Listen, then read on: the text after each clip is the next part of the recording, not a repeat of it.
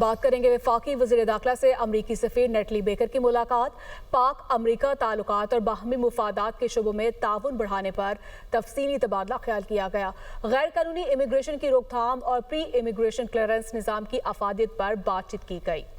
जबकि कानून नाफिज करने वाले इदारों खुसूसन पुलिस ट्रेनिंग के लिए हर सतह पर इश्तराक बढ़ाने पर इत्तेफाक किया गया। जाली और फ्रॉड वीज़ा नेटवर्क्स के खिलाफ जामे SOPs के तहत मुश्तरका कार्रवाई की जाएगी। मुलाकात में ये फैसला किया गया।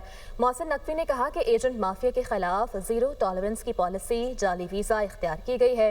नेटवर्क्स के खिलाफ कार्रवाई की खुद निगरानी कर रहे हैं। बात करेंगे वफाकी वज़ीर दाखिला से अमरीकी सफ़ीर नेटली बेकर की मुलाकात।